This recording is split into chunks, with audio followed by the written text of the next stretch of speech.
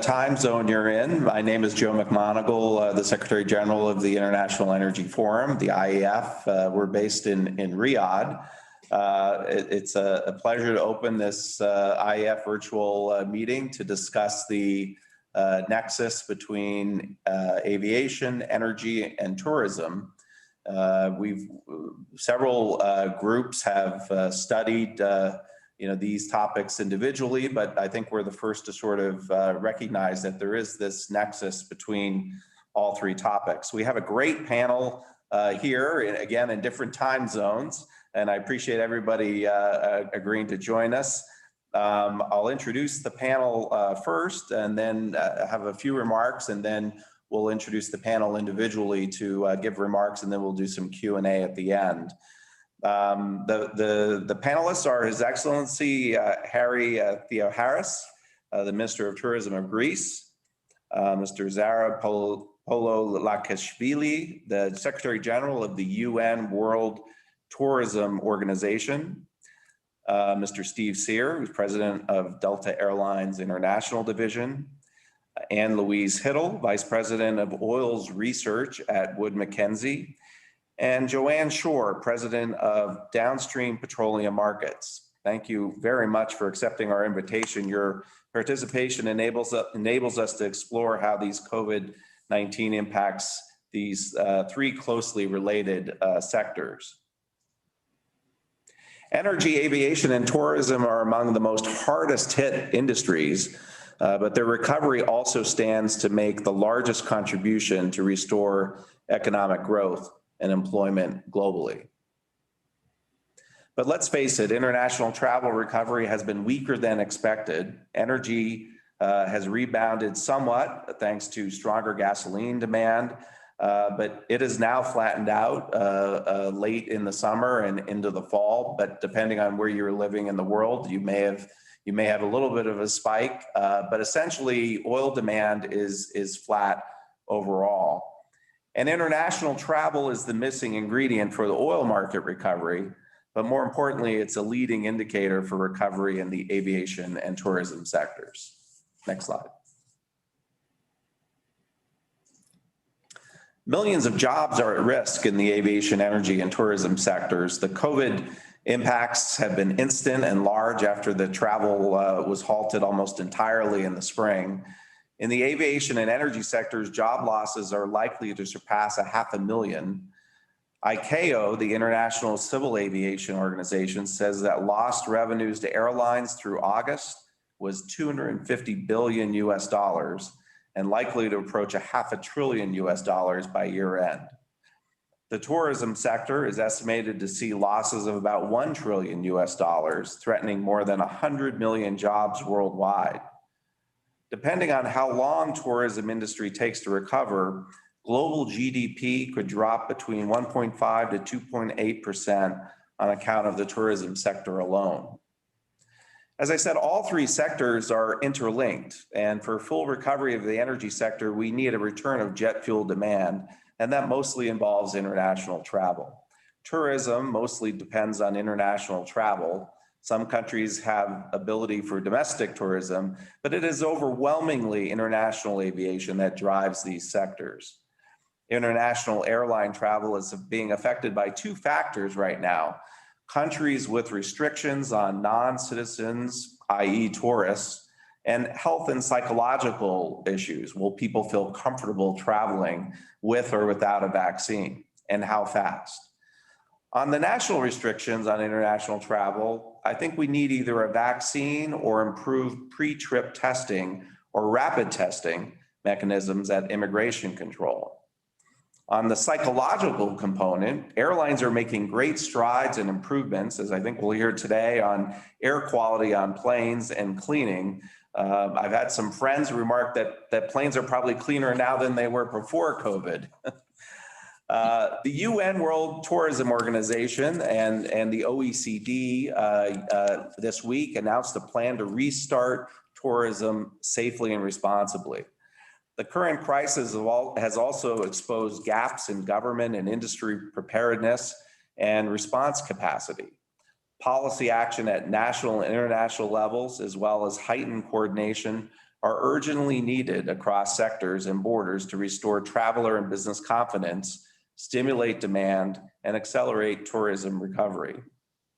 But we need, as the UN WTO outlined, and probably we'll hear later from the Secretary General, we need international cooperation and consistency on these travel regulations, and that includes safety for tourism workers and for tourists alike. And governments need to approach tourism in a more integrated manner, with governments and private sector working together to revive the sector. On the energy sector, we have two great energy analysts, but let me give you a little overall on energy. Global jet fuel consumption in 2019 was about 8 million barrels a day, or about 8% of global demand, if you consider global demand as about 100 million barrels a day. But jet fuel accounts for 22% of the middle distillates like diesel, and that is about 36% of total demand.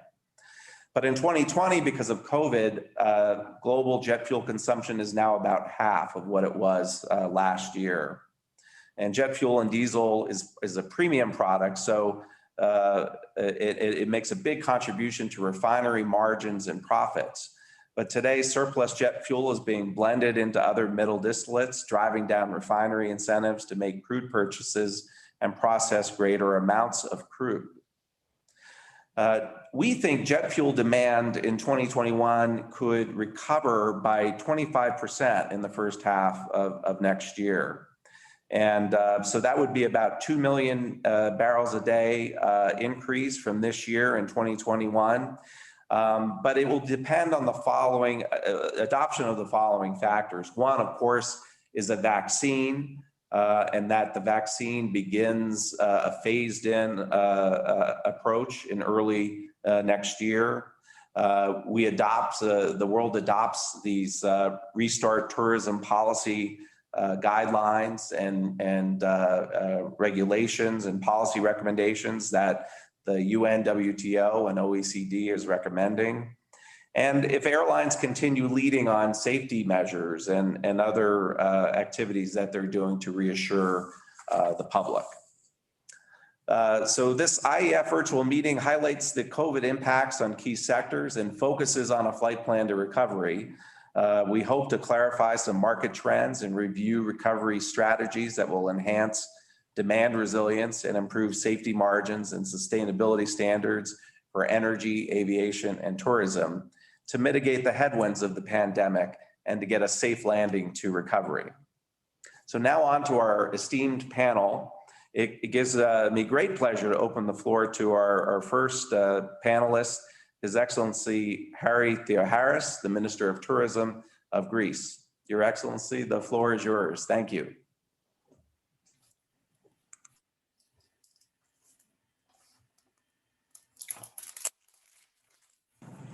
I'm sorry, we can't hear you. I think he's restarting and coming back. So we'll move on to the next speaker and come back to him when he rejoins. So I'd like to turn now to His Excellency Zurab Polilikashvili, the Secretary General of the UN World Tourism Organization, as our next high-level panelist. We're extremely grateful again that you could join us and look forward to your remarks. Thank you, dear friends, dear colleagues, dear Minister, dear friend, His Excellency Harry Theoharis. It's a pleasure to participate in this very important conference because you were mentioned really well that we have to care, have to analyze what is happening in aviation business, especially talking about energy. You know that there are lots of things happening all around the world during this very weird period, but we need to care, we need to analyze what will happen in the next future.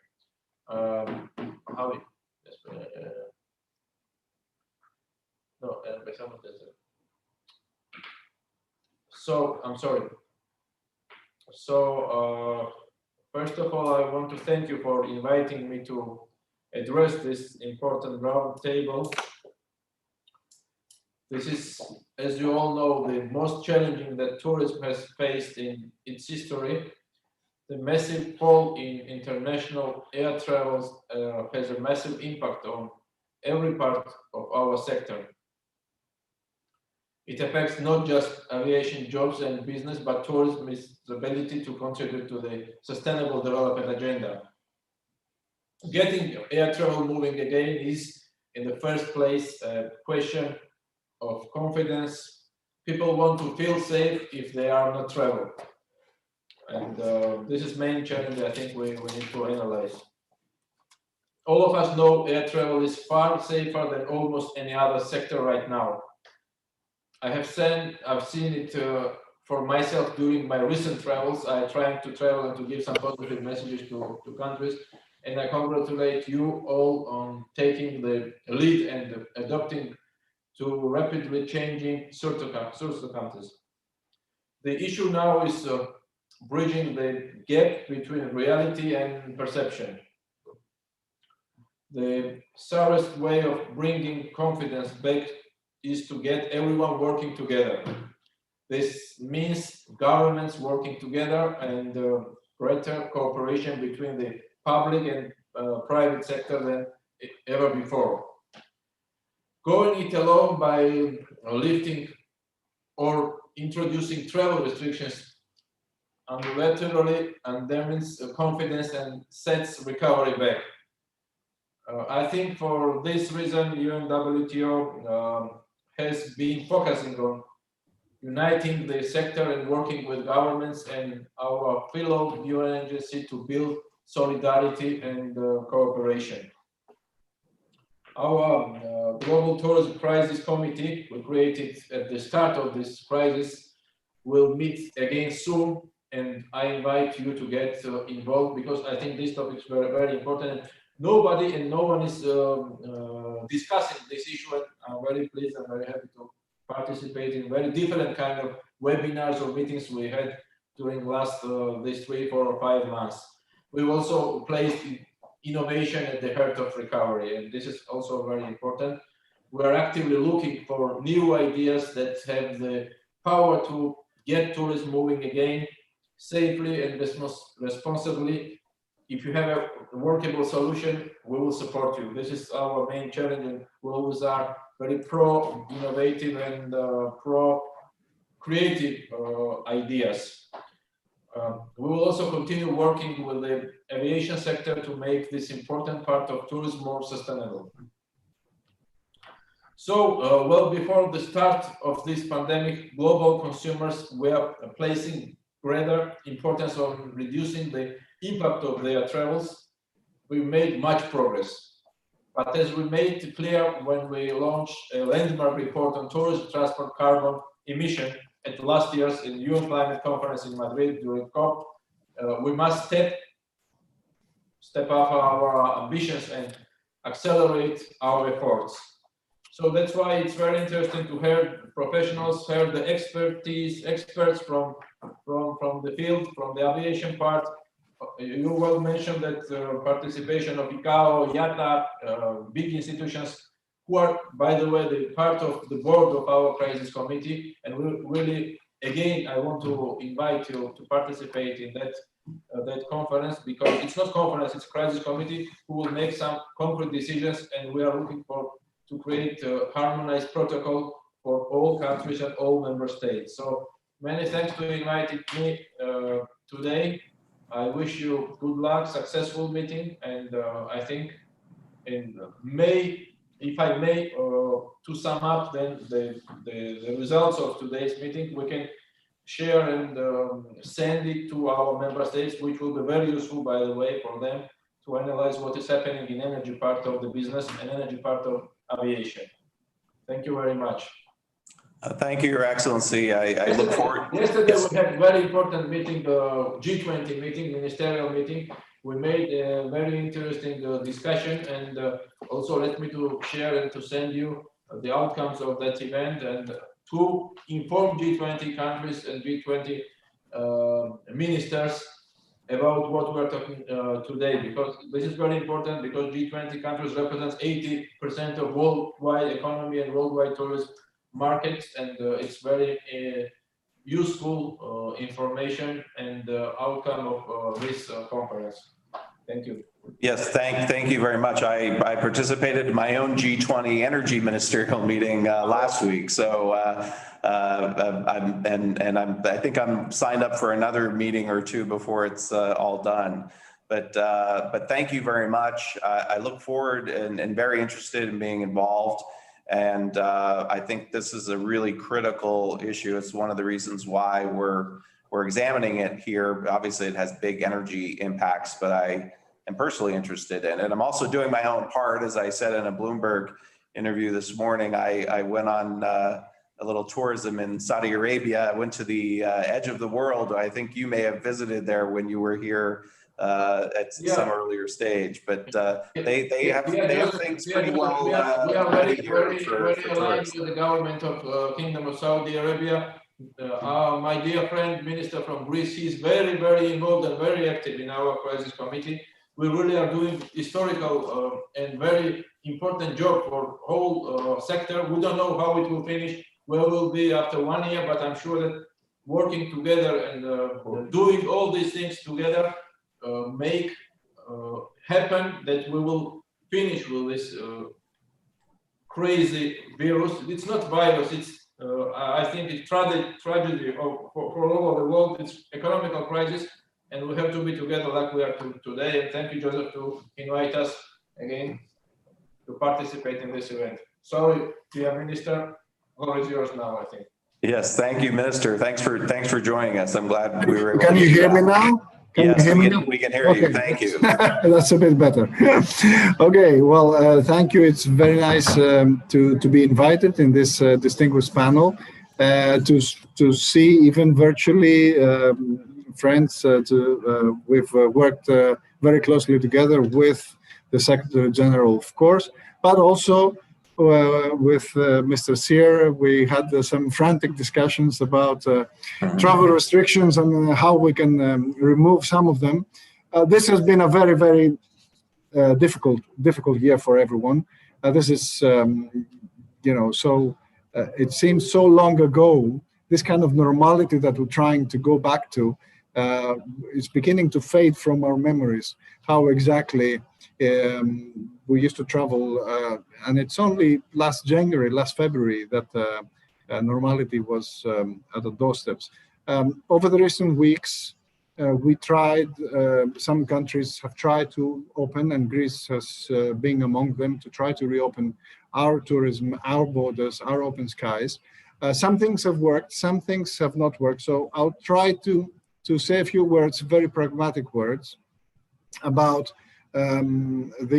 what has happened, how it has worked, in order to guide us, if you like, into future decisions.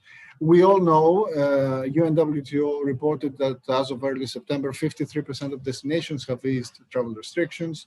Joseph, before me, showed the kind of GDP loss and more importantly, job loss that is at stake. If you notice in this triangle, the kind of difference in the number of jobs that are at stake is huge if you compare the three sectors. Tourism is the sector that creates millions and millions of jobs. 100 million, if I'm not mistaken, was in your slide, that is at stake, and we do not count that in the thousands. This is already 5 times the loss in international tourism receipts as of this crisis compared to the 2009 global economic crisis. So we can imagine the severity, and we can understand the severity of this. Now, countries have tried to do a few things in order to go through this crisis. Of course, the first focus was dealing with the pandemic, supporting the businesses, closing down, going into hibernation mode, and ensuring that both businesses and citizens are safe during this crisis. Now, some countries did that better than others, but more or less, we've gone through that phase. Since summer, at least in Europe, we tried to gradually reopen our skies, and that has led to a few different scenarios. One thing is certain: we tried and failed to coordinate. We tried and failed to come up with common solutions and common rules. If you look at Europe, which is the most coordinated region, because we have Schengen agreements, we have the European Union, we have committees and subcommittees to deal with those things. You will see that other countries have 10 days quarantine, other countries have 14 days quarantine. The criteria is 25 cases per 100,000 of population in the last 14 days, or 20 cases per 100,000 in the last 7 days, or, I mean, every country has its own different. You need different Excel spreadsheets to look at the travel restrictions. So that's something that did not work. What worked much better is the health protocols in the tourism industry. The tourism industry, by and large, created rules with the help of the health experts and stuck to those rules and kept, whether it was the cleaning protocols, the no touchless protocols, the masks and other protective gear for the personnel, we by and large stuck to it. I'll give you, if you like, our experience. In our experience, we did many thousands of tests on employees of hotels, and we only found very, very few cases, less than 5 cases of active virus. So that meant that by and large, we did not have issues. This was not exactly the same with the nightlife industry. The nightlife industry was much more difficult to control, and so that did not necessarily work the same way that we saw it working in the tourism industry. What also worked correctly, at least in our case, we put an innovative artificial intelligence system in our border control. So because there is not availability of PCR testing to test everyone, and we wanted to ensure that we open our borders, we directed about half our testing capacity to the borders, but still, even that was about enough to cover about 10 to 15% of the people coming in. So our AI system, with the targeting that we put in place, managed to increase our ability to test about 2.5 times. So that was as if we were testing 30 to 35% of the people coming in. So we're very proud of that, and we're happy to share, as we do with many countries, our experience in that case. This has been at the forefront of what can be done as far as the traveling and the testing and the border control is concerned. So this, if you like, is the experience that we have had up to now. This has led to a very, very difficult, as I said, touristic year. Some countries saw 20% of revenues, 25%, 30%, but certainly a very, very small percentage of 2019, which has led to the energy needs that you mentioned being very low, et cetera, et cetera. Now, we need to now look into the future. We need to take the problems that we saw and see how we can take it one step further. And I will conclude with that, giving, if you like, my views about what the way forward is if we are to turn the corner of this crisis. Now, in what I'm suggesting, let me say that I'm presupposing that we will not have a vaccine in the immediate future as quickly as would be necessary to save next year. I'm not sure about the year after that, but at least for 2021, I think that should be the working assumption. The working assumption is that the vaccine will be operable and will make a difference sometime in the year, but it will not be soon enough to save the year in its entirety. You know that the effects of this crisis will be felt in the next 3 to 5 years if we are to go back to 2019. Certainly the most difficult of those years in the future will be next year. Now, I want to say that we need, I submit to you that we need 5 pillars in our endeavors in order to accelerate and make a safe and lasting recovery in tourism, in aviation, and in energy as well. The difficult triangle that Joseph, you show in your slide. The first is a common strategy in terms of traveling, common protocols. We need to remove the need for horizontal restrictions. And what I mean by that is geographic criteria should be out of the question. No travel bans between geographies, no quarantines horizontally between geographies. We need to utilize the technology. I think rapid testing has come to a point where it actually could be the solution to remove horizontal restrictions and replace them with personal restrictions. You're tested and you're denied boarding. It's not that anyone flying from London to Athens is denied boarding, to give you an example.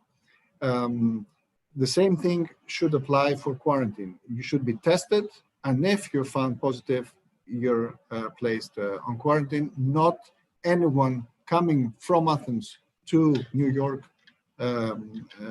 horizontally. We should not have the need for these quarantine restrictions. This requires cooperation. Zurab, the Secretary General, mentioned this before, requires a lot of cooperation from the public, the private sector. In my view, it has 4 presuppositions: cost, speed, availability of those tests to support, and the 4th one is trust in the recording of the results, to ensuring that we don't have fakes, etc.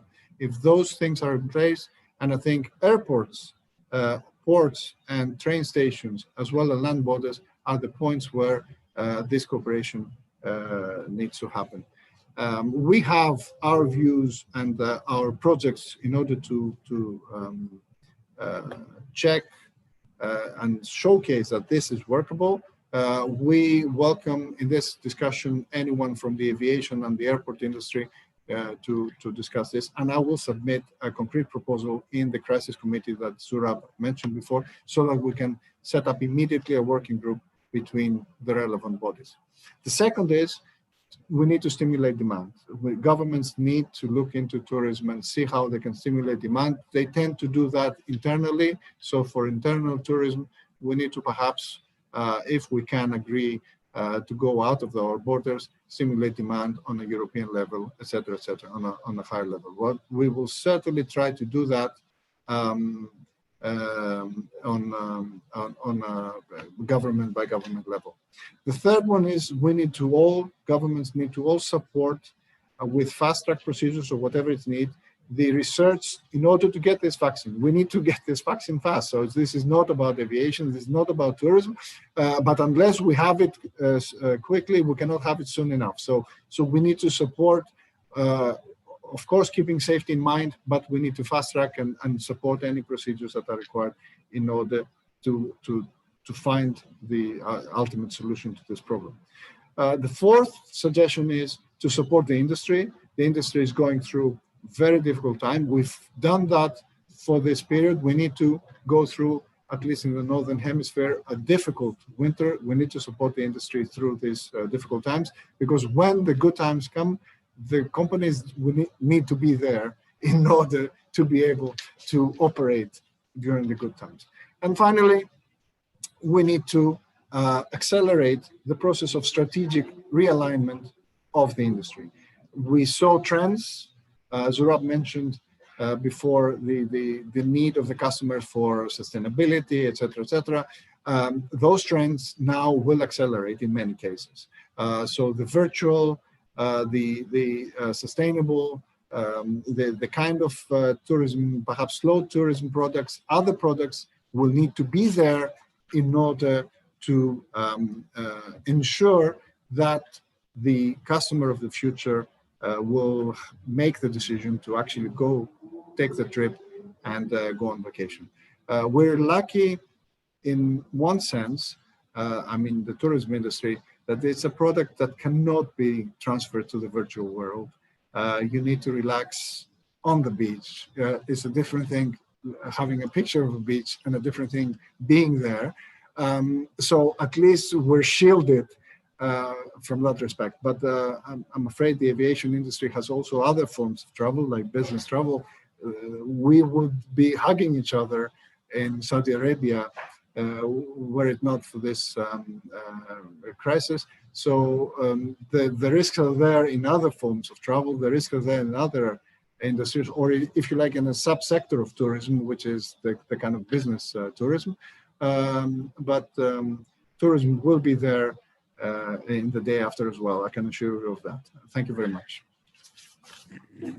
Thanks very much, Minister. Great points. And hopefully it'll stir some questions later. I know I have several from it. Now I'd like to turn to Steve Sear from Delta Airlines. He's the president of Delta International and the executive vice president of global sales. He's a veteran of the U.S. airline industry, and we're lucky to have his insights today. And before we actually made the webinar go live, he showed us he had a rapid test result showing he's clean. So they're already implementing some of these policies at the Delta headquarters. So Steve, over to you. Thank you. And I'm not sure, His Excellency in Greece, if you're going to stir questions versus stir my interest in getting back to Santorini, where I was with my wife not that long ago, celebrating our 25th anniversary. And yeah, the Zoom, everything I say these days is just 2020. This was the year of Santorini, I tell you. It's you will not find Santorini with so few people like this year. Understood. I mean, 2020, this is the confluence of the pandemic, the economic fallout from that, the societal injustices that we have here in the U.S. And then on top of that, you put in the uncertainty and angst of the election here in the U.S. And we keep saying the word unprecedented. I just say 2020 because it is truly a complete transformation in everyone's personal and professional lives. But we're moving forward, and that's the key. And you know what we were a little bit proud here at Delta is back in March when this was becoming a reality very quickly. We just focused heads down on three things. And those three things remain the same today. But number one, and arguably the most important, is to protect the health and the safety of our employees and customers. And that is paramount in everything we're doing each and every day. And we've done a few things along that lines. But we also had to make sure at a parallel basis that we were preserving our liquidity. As you were mentioning, you have to be around in order to be part of the recovery. So we did a lot of efforts on using our strong balance sheet to make sure we will be here in the long run. And the long run is the third thing, to make sure that we're positioned for success when the recovery does happen. And I agree, it's going to be a multi-year process in recovery, and it'll be choppy and slow. We call it the Nike swoosh. Just going to continue to improve, but it's going to take a while. But those are the three things we're working on. And when we think about the safety, to your point about the different protocols in place, we've had over 200 initiatives that we've, just at Delta alone, at least the major initiatives that we put in place. And by the way, we didn't do this alone because we were all getting tired of trying to be, in essence, the chief medical officer when we're not necessarily qualified. So we've used the Mayo Clinic, the Emory Hospital here, Quest Diagnostics, Lysol. So we have a partnership in an alliance of experts that help us design every one of our protocols that we put in place. And we've established literally a VP of Global Cleanliness, a new role at Delta that will become a permanent part of Delta. Because a lot of these initiatives aren't one and done, you check, and then we're going to move on. No, we're viewing this just like operational reliability and safety. This is what's going to become a new component of that, is the personal safety in addition to the operational safety, and using that structure to continue to get better every day. And for those of you who have traveled, you'll see those differences almost week to week, not only through the Delta travel experience, but through the travel ribbon and the ecosystem at the airports, at the hotels, at the ride transportation companies. Everybody's working to put those protocols in place and make sure that the entire journey is going to enable to get our customers to be confident again in travel. There's no guarantees on this, But you want to have really a risk mitigation layering strategy, which is what we're doing every day.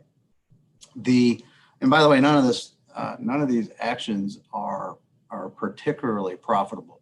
So this is all about making sure our people are safe, our customers are safe, and just recognizing it's going to be a long recovery. And we just say people before profits. That has to be the case right now while we're going through the trough of the pandemic and ultimately coming out. Someone mentioned, maybe it was you, Joe, that said it's never been cleaner. That is absolutely true. It has never been cleaner. Our net promoter scores, and maybe some of your companies use them, or the airports, I know many of the airports around the world use them. We were so proud at Delta being almost at 50% last year, which on a for a global company is getting close to best in class. And across any industry, we're up into the high 70s right now, 30-point improvement year over year in our net promoter scores. So the customers are recognizing that it is cleaner, it is safer. They recognize that the Delta and I would say the industry as a whole is moving toward that and making sure that we can get our customers confident in that process. So that's our measure on whether these are working or not. Otherwise, we want to make sure we're not doing things that aren't medically safe, and then also what the customers want. So we're getting their feedback all the time. There's a couple unique things that we're doing at Delta. One is spacing. We do this, all the social distancing that you see around the world, and frankly, with our partners in the airports around the world, they're all embarking on the similar distancing. Uniquely at Delta, we're blocking the middle seat. That again is just even as 3 feet difference versus the one. Every inch makes a difference medically. So we're doing that at least through the early part of January, and we'll reassess at that point whether we're going to continue. But that's something our customers have said they value. We track their net promoter scores, as I said, their share. It's actually making a difference, so that we know has been an effective tool for us. For fear of starting to get very technical, we used to say fogging, but we do electrostatic spraying throughout the aircraft and throughout the terminal. We spray every single flight. No one's even close to that level of frequency, and that's our commitment long term, is to be able to do that. And that's spraying the Matrix 3 chemicals that kill any virus upon contact. And on top of that, there's the cleaning. And then when you board, you get a Perel pack, several Perel packs, so that you can do your own personal cleaning as well. So multi-levels of cleanliness. And I guarantee my home, and no one's home here is as clean as an aircraft. And we measure it. We've got a product from 3M that tests the cleanliness of the aircraft. So we can also measure the efficacy of that.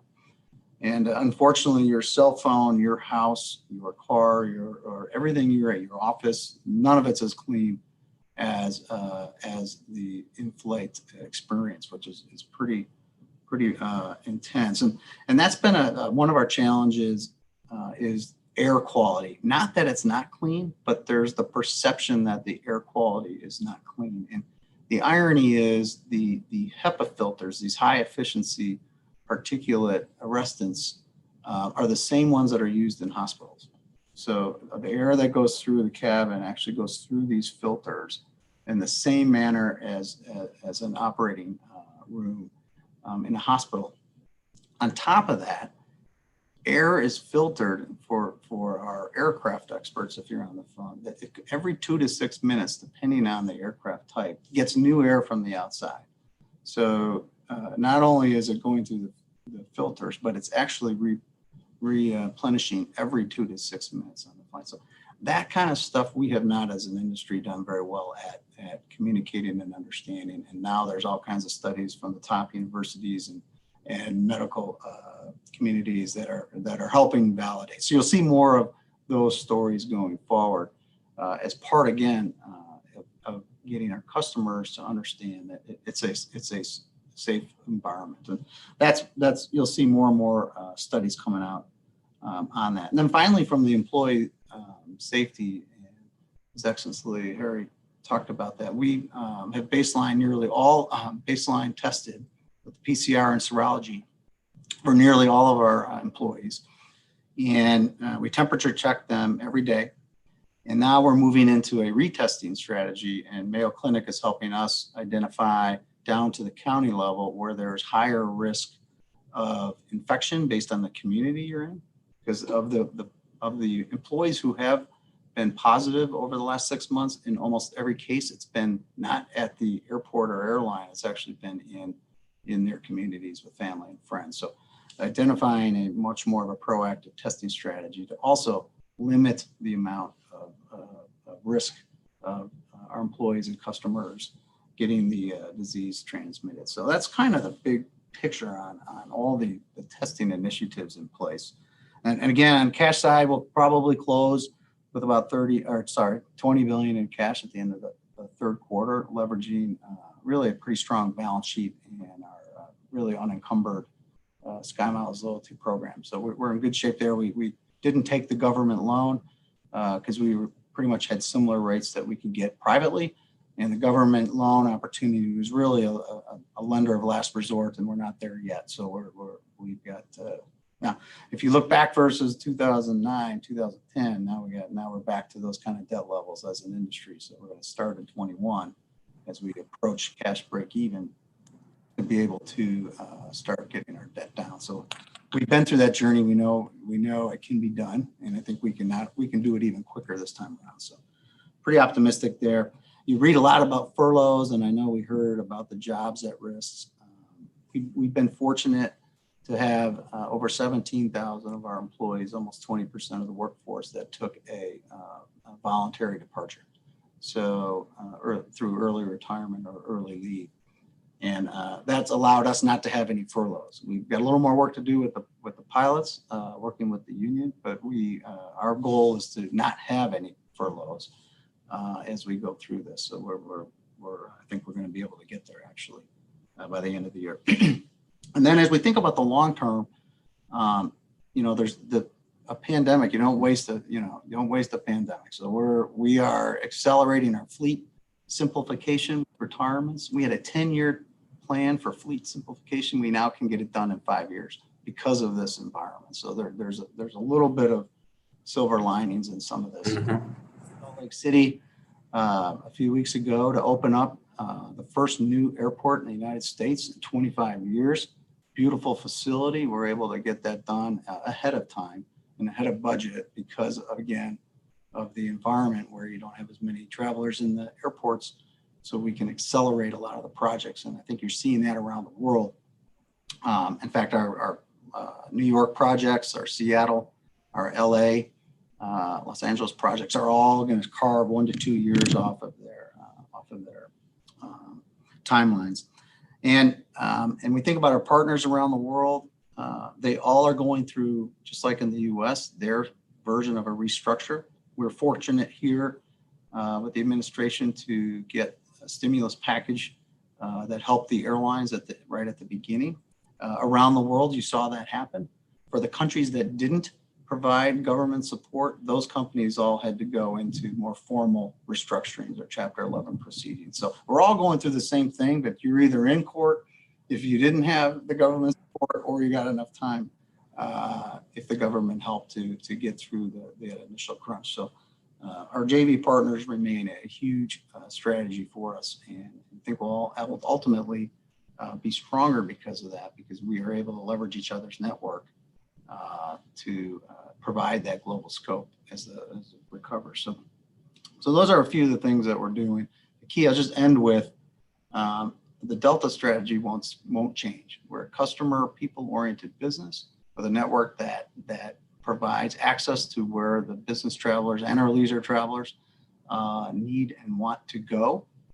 We're going to be a little bit smaller, but we're going to make sure we get through this. So if you're thinking long term, we're pretty bullish. Short term, it's brutal. You got to face the facts as they are, but we got a path to get through this. We have to be persistent and patient. Thank you. Steve, thanks so much. Really appreciate it. Now let's move on to the energy analyst side of the panel, and I'm not referring to Kilowatt the cat that made an appearance on Anne Marie's screen or Anne Louise screen. Anne Louise Hiddle is the Vice President of Oils Research at Wood Mackenzie, and she's been a frequent presenter at IEF Energy Dialogue events. Previously, she's worked at Cambridge Energy Research Associates, Kissinger Associates, Shearson Lehman Brothers, and Petroleum Intelligence Weekly. She's someone I got to know in the basement of OPEC headquarters during OPEC meetings where the press gathers in past in-person meetings. So maybe we'll see you again at a in-person meeting. I can't offer you schnitzel, but I can offer you the floor, Anne Louise. So please, let's hear from you. Okay, Joe, thank you so much for that introduction. Thank you for having me here. It's really an honor and a pleasure. I do have one quick question, Joe, and that's about time. How should I cut my remarks back a bit so that we have some time to take questions and also? Yeah, why don't you do that? We're getting some questions coming in. I'm getting some notifications of questions, but there's some duplication too. So maybe just a little bit. Okay, I'll cut it back a little bit because I also want to allow time for Joanne to speak too. So. Okay, great. Thanks. All right, great. So I thought what I would provide is more of a global perspective from the oil market and what's happened to the oil market this year and what we think might be the outlook going ahead. So it's a little bit more focused on the crude side of things and what is the impact of this collapse in jet fuel? Well, first and foremost, jet fell the most of all the products, and that's really important. It was down 69% in April 2020. So that was the low of the year for all of oil demand, but jet was by far the worst hit. And what is important going forward is that middle distillate and gasoline were hit a lot less. And Joe, you made some initial comments that reflected that there's a place for the unwanted jet fuel to go, which is in the middle distillate pool. So that's where we are today. We're getting slow recovery. Jet fuel now in the third quarter is down about 35%. So that's certainly a lot better than where we were in April, which was the low when we had the most global shutdowns. So where are we headed? Well, when we look at the global market and try to think about what's the impact been on global supply and global demand, we see that going out to 2040, let's just take that as our outlook, sort of look a little farther ahead, that what has been affected more by this year, by the pandemic and by the collapse in oil prices is supply, which I know sounds odd given our conversation today, which is about the collapse in demand. But what we see happening is that demand comes back, particularly for middle distillates and gasoline and the petrochemical feedstocks. And it comes back pretty robustly so that actually demand next year, total global oil demand, including the petchem feedstocks, is up about 5 million barrels a day compared to a 9 million barrel a day drop this year. And that's just life coming back to normal. But we're still not near 2019 levels next year. That takes until the second half of 2022 to even get back to where we were in 2019 in terms of total demand. And then what happens is going forward is, yes, demand going forward lags our forecast for total demand that we made before the COVID outbreak. It lags it, but it catches up in 2030. So it's growing, it's starting to catch up. And by 2030, we are on the same trajectory for global demand growth as we were before the pandemic. Now, the problem is that it's still globally on target and we still see it slowing next decade and actually reaching a plateau, total demand. That's because of the energy transition. But my theme here is that global demand is recovered to its 2019 trajectory by 2030, according to our analysis that we did in June. But when we look at global supply, the recovery is far longer. And that's just because of the multiple effects that we've seen on global supply from the collapse in prices corollary to the collapse in demand. So for example, the US lower 48 supply this year has fallen by 2 million barrels a day from January to June, and we expect that recovery to take time. non-OPEC and OPEC partners have cut supply in agreements made over the screen instead of the basement of the OPEC headquarters where Joe and I used to see each other. They've very swiftly cut production enough, even if adherence isn't great, in order to rebalance the market. But in the longer term, the problem is that project sanctions have been deferred. Investment has really fallen sharply in the upstream sector. So we don't see supply regaining its pre-COVID level in our trajectory in our long-term forecast until 2035, 2040.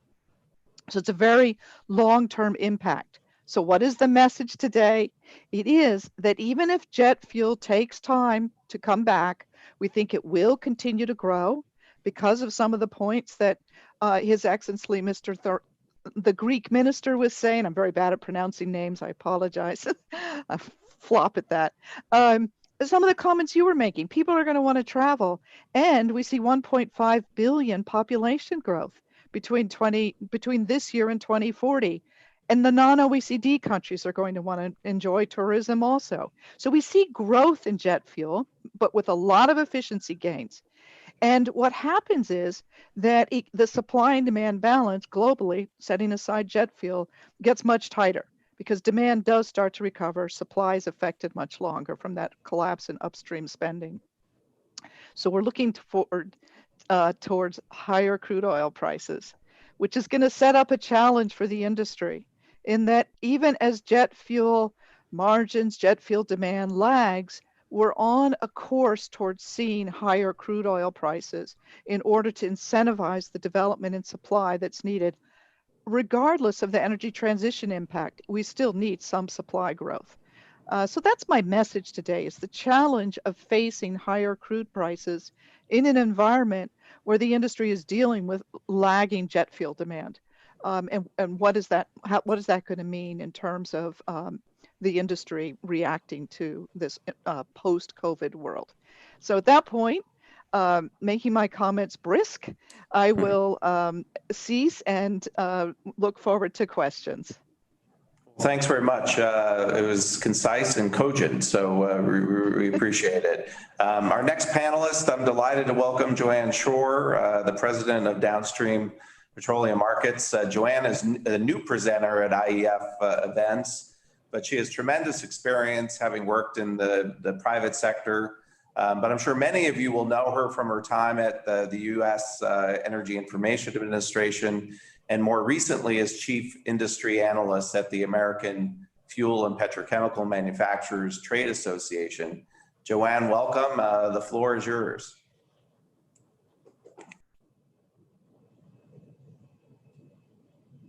We need you to unmute. I think we're there now. Thank you. I'll do the same as Ann did and cut through my remarks fairly quickly because we do have some duplication. I put together a few slides because I think sometimes it's easier to visualize some of these numbers as we toss them out verbally. And I hope that will help a little bit in terms of appreciating the current situation. So if you want to move on to the first slide. Focus on the table for a moment. This is something Ann just mentioned. This is a table of U.S. demand and U.S. demand projections in the short term that I put together to try to illustrate the severity of the situation that occurred and where we're heading. It's a table that measures the demand in a given month, like April 2020 relative to April 2019. So if you look at that first column, April was chosen because that was when motor gasoline and distillate demand bottomed out. And motor gasoline for April 2020 was only 62% of what it had been a year earlier.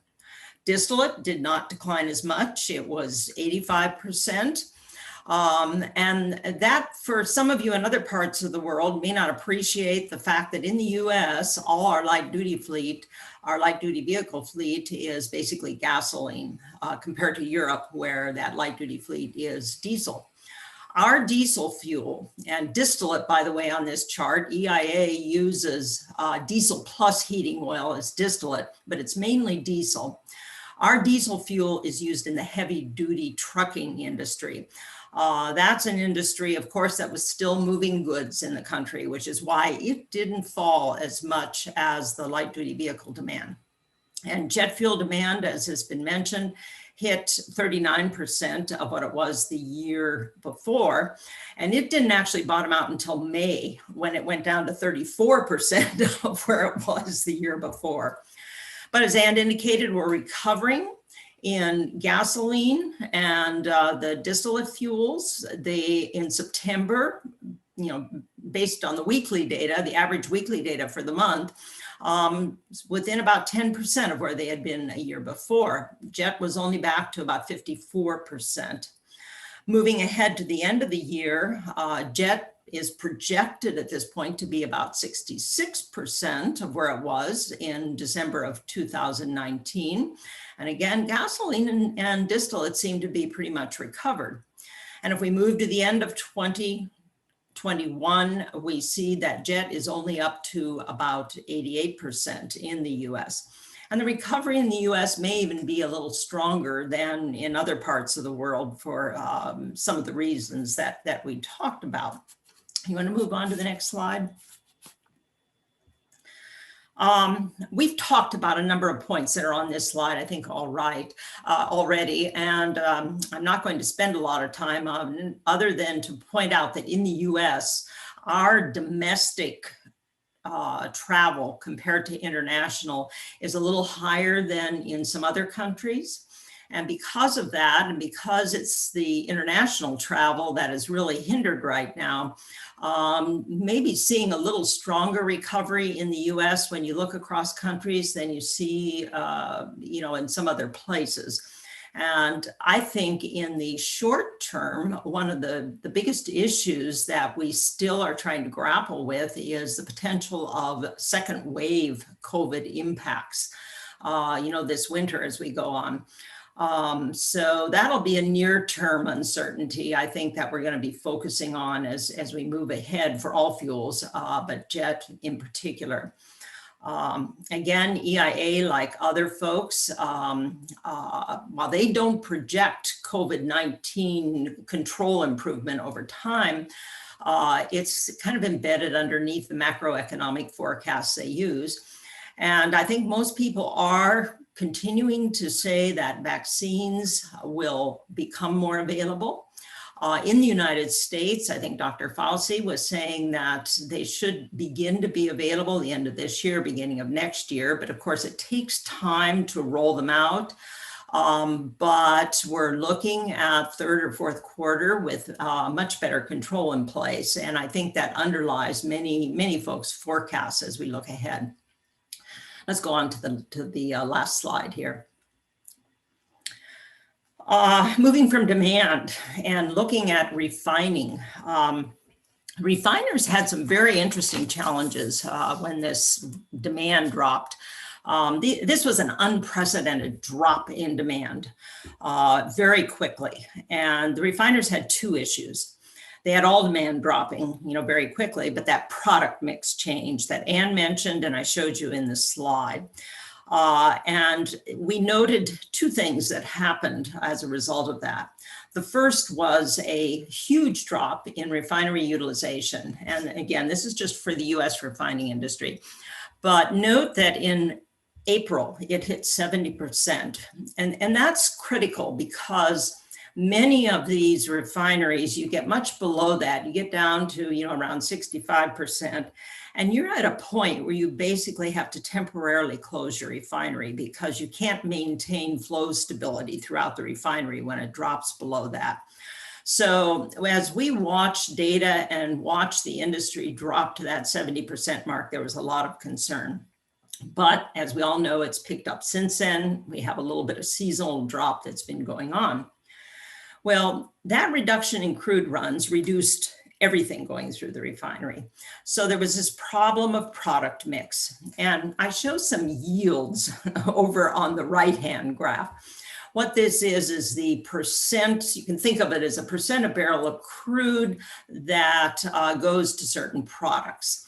And prior to this situation in the United States, we were running about 45% of the barrel was going into gasoline, 30% into the distillate pool, and about 10% was jet.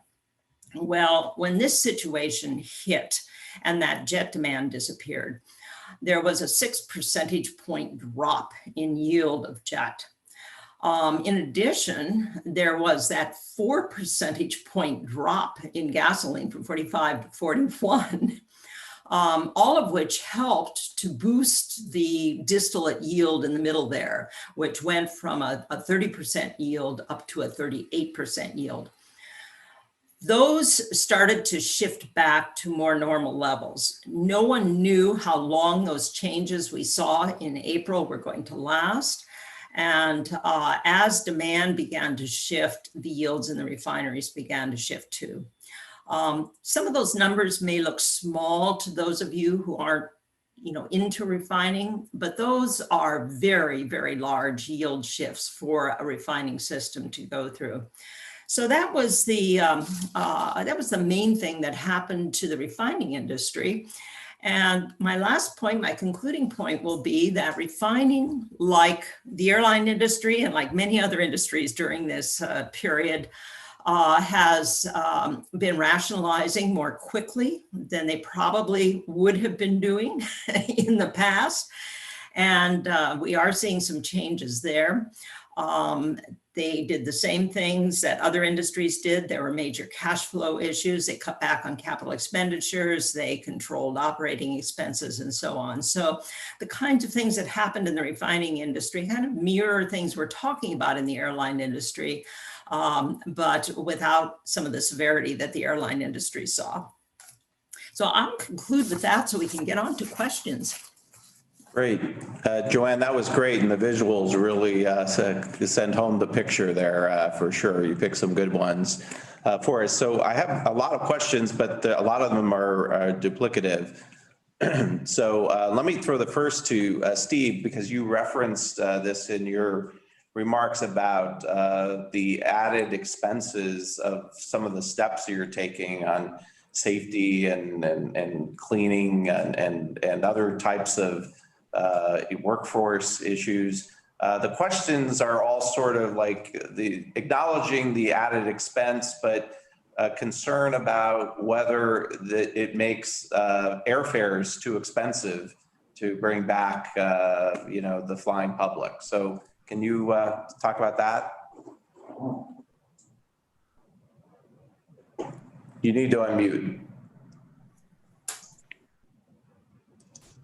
No, thank you for that question. The only capital and any sort of new expense that we have at Delta is literally only related to safety right now.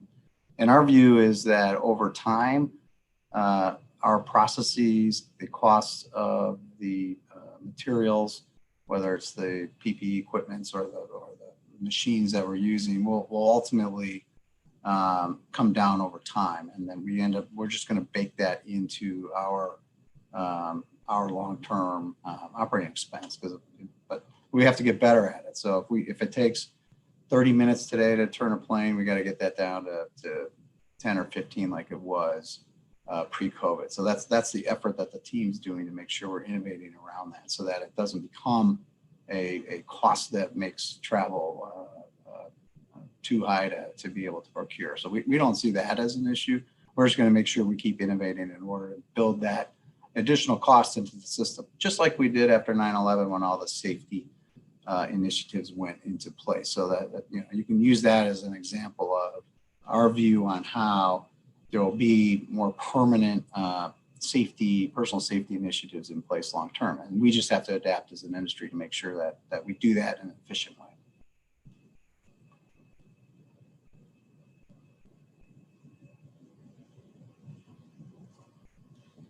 Mute, Joseph. And mute, Joe. Thank you. Yeah. Sorry.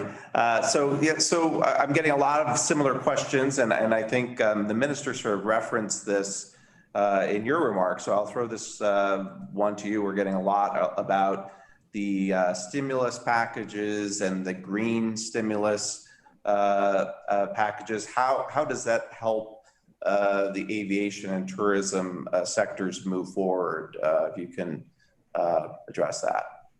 Yeah, well, I mean, as far as supporting the industry, in many cases, the aviation industry and the airports were supported through a number of schemes that, depending on, each government selected its own. Depending on the circumstances, you have public airport, private airports, et cetera, et cetera. So it's depending on the situation. We saw various schemes to inject liquidity and ensure that the businesses operate and are able to withstand the severity of this crisis. As far as the recovery is concerned, the incentives, etc., for greening or other initiatives, I have to speak specifically about Europe. We have the so-called RRF, the Resilience and Recovery Fund, in which a number of initiatives are to be included. Now, every country in the European Union will create its own plan, but the general direction, the general terms of digitization, of greening, environment, of initiatives that support competitiveness are there. So in our case, we will have initiatives having to do with greening of infrastructure, investments in hotels and in aviation to ensure that the businesses operate in the best possible environment, green and digital environment, to realign themselves in a strategic way. This will provide short-term assistance in the sense that the economy will recover, but also it will support the long-term objectives and ensure the resilience of the enterprises much more long-term. Thanks for that. Another question for Steve, and even the minister had referenced this in his remarks. We're getting a lot of questions about the difference in the customer segments, the VFR, the visiting friends and relatives versus the business and business flying customer, and of course the more premium nature of those customers. Can you talk a little bit to that question?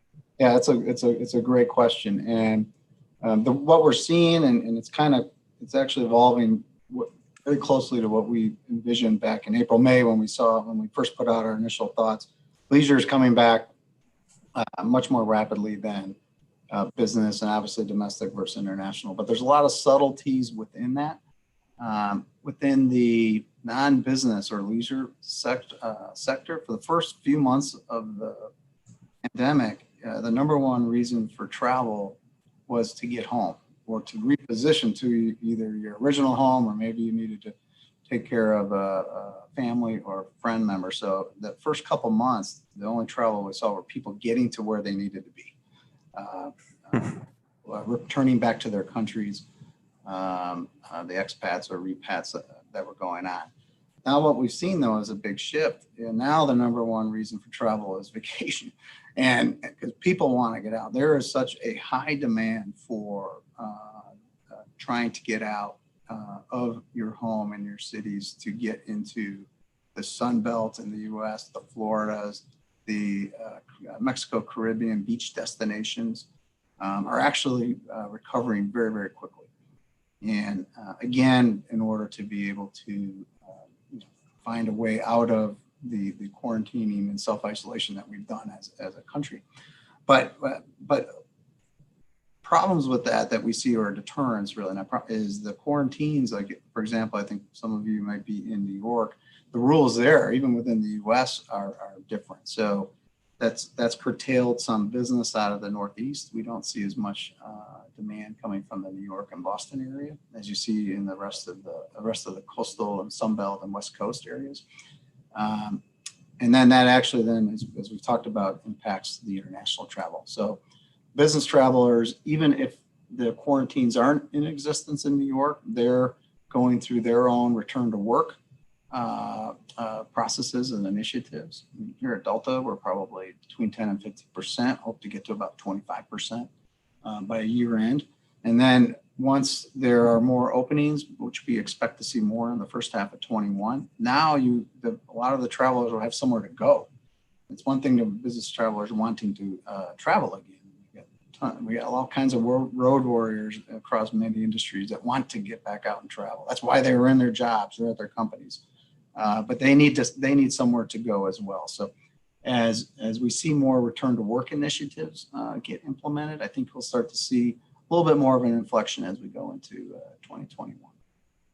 Yeah, I mean, I assume there would probably be some liability issues with companies, not just the Zoom, efficiencies, but some liability issues. And then, as you said, business travelers need someplace to go, and the question of whether big conferences are going to be back at all and how quickly next year will probably be a big question mark there. To that point, if you broke it down further, you would see any sort of client-facing or operational needs, whether you're changing a plant configuration or implementing a new system. Because think of all the manufacturers in the U.S. that switch to PPE or to different new world products. So you're seeing that is the mix of the travel that we're seeing today. To your point about meetings and conventions, that's probably toward the end of the recovery. Thanks. That's a whole interesting topic. We could probably have a separate webinar on. For Joanne and Louise, I have a question that maybe both of you could tackle. And Joanne, you mentioned your slides were focused really on the U.S. Refining sector. The question is, how does the U.S. compare to other parts of the world? The one question was about Europe, but then others were asking about other parts of the world. And one questioner remarked about recent data, at least in press reports, about Chinese auto traffic and the TomTom data showing bigger spikes. I don't know if you can address the differences between what we're seeing in the U.S. and other parts of the world. Yes. First of all, in terms of things like auto traffic and any kind of travel changes, I think we touched on this several places. The COVID outbreak timing and the country response to COVID has affected how they have sheltered in place, how they have come out of that, and what they're doing. So you see parts of the world that are doing better with their COVID control, and we're seeing more activity in those parts of the world. Another area I'll touch on, and Anne-Louise can chime in and enhance. It is interesting, Europe and the US have some differeners in their refining situation and their demand situation too. I alluded to the fact that Europe has their light duty vehicle fleet many years ago, policies encouraged moving to diesel, and their refining system has had a very large overhang of gasoline for many years that they have been able to deal with by exporting their gasoline. And of course, this particular situation has killed export markets as well. Europe has been identified as an area where the refining needs to have some significant investment and rationalization, some reductions in capacity and investments to deal with the changes in the fuel specifications for shipping, as well as this imbalance in the marketplace that they're having to deal with. So there is speculation, of course, and I will say too, the refining system is much less sophisticated than in the US. So there's investment potential there to make it more efficient, those that stay in business to make them more efficient. And there appears to be a speeding up of that process to address both the market imbalance as well as getting those that rationalization, I'll call it, in place.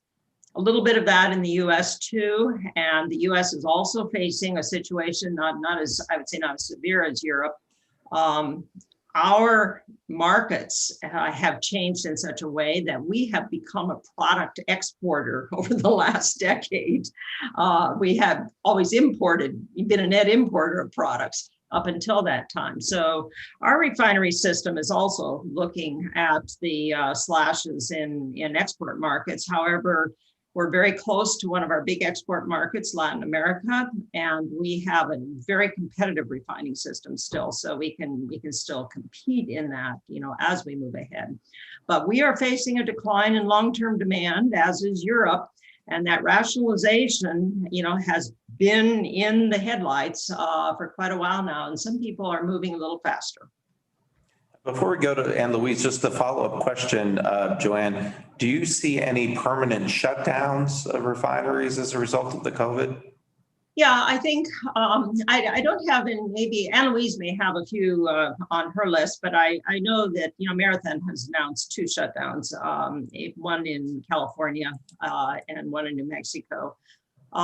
It wasn't necessarily COVID. COVID stimulated doing it now. I'm sure they were on their watch list as refineries that they were looking at for trying to do something with. Also, we've seen some announcements about some refineries moving to convert to renewable diesel. California obviously is moving in their sustainable fuels, and these are refineries that can take advantage of California's regulatory change, and more importantly, the dollar per gallon tax biodiesel that is at least going to be in place until 2022 in the United States. Right. So movement there to speed up those investments. And Louise, can you address the questions and also maybe discuss, you talked about supply outstripping or demand outstripping supply. Wondering if you see, a production hole like 2014. Sure. I'll go to the question first, Joe, on the demand situation for jet fuel outside US and sort of more globally. If I remember correctly. Yes. So it's kind of interesting because much of it depends on how COVID's been brought under control.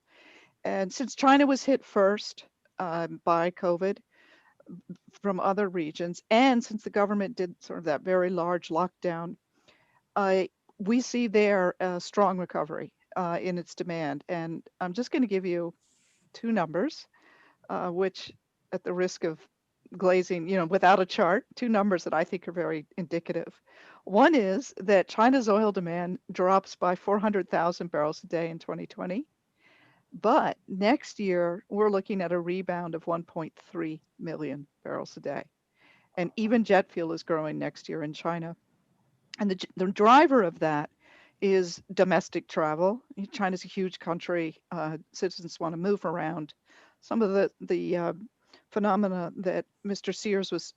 Sear was talking about in terms of wanting to get out and take vacations. It's easy to do that within China. So air passenger kilometers demand in China domestically is very strongly recovering. And that's one of the drivers of jet fuel demand growth. Now, it still isn't back where it was in 2019 next year. That takes until 2023 for China. But the fact is that you can see that overall China's demand is lifting next year, and even jet fuel is on an upward trajectory next year. So that's showing a strong recovery. But when we look elsewhere, getting to some of the points that Joanne was making about Europe being a trouble spot, it already was. Its demand is on a downward course, downward trend. So that's going to be quite difficult and is difficult for refiners. I have the same refineries on my list as Joanne mentioned in terms of Marathon shutting down. What we haven't mentioned yet, though, in terms of pressures for both demand and on refineries is the Middle East, where because of these adjustments that we're seeing, the jet fuel weakness, that's going to put pressure on the many refineries that are coming on stream, being built in the Middle East and also in Asia. where we expect some of the kind of the pressures that Joanne was mentioning to occur in Middle East and Asia. And that's just that was probably going to happen anyway, but it's certainly going to happen as a result of the COVID sort of lagging recovery that we're seeing between jet fuel and the other products. A question for the minister. This one is about the tourists that are actually showing up and their spending habits. Are you seeing any indications that they're spending more or less, at least the tourists that are showing up? I think we see a dichotomy of the market. We're losing if you like, the middle segment. We see an early advantage for the more affluent segment. Private jets, I think they've go through a golden age. And we see a lot of the middle segment dropping down towards the low end of the spectrum. They still afraid, but they travel. It's more of the mass market has gone, if you like, a notch down. So on average, we saw an increase in the average spending, both in July and in August. The numbers for September are still, the jury's out. Despite the much lower traveling numbers, the overall spend is a bit higher than what the traveling numbers would suggest. Okay, well, thank you very much. I think I'm going to end there because we're almost at the end of our 90 minutes, and I really appreciate the panel's time. We had a lot of the same questions, so I think we got to most of the questions in the queue. This is an issue that we'll be continuing to focus on because I think there's, I agree with a lot of what Anne Louise said about the supply-demand balance. The one thing I don't think we have a good handle on is the demand part of this, because we haven't had a pandemic, and I do think we saw with gasoline demand return a characteristic of pent-up demand, and I think there could be pent-up demand, and I'm worried that when demand comes back, it may be swift. I mean, it would be a good problem to have, I guess, for people like Steve, but and the minister, but for oil markets, it would be very hard to catch up, and it would create some price issues. So this Nexus, we're going to keep following, and I hope everyone continues to follow what we're doing here, and we'll have this panel back and hopefully involve them in the future in some of our activities. So thanks again to all the panelists. Thank you for everybody for tuning in, and the recording of this panel webinar will be available on the YouTube channel probably within the hour, if not sooner. Thanks again. Thank you all. Have a good day. Thank you, Joe. Yes, thank you, Joe. Thank you, Joe. Stay safe.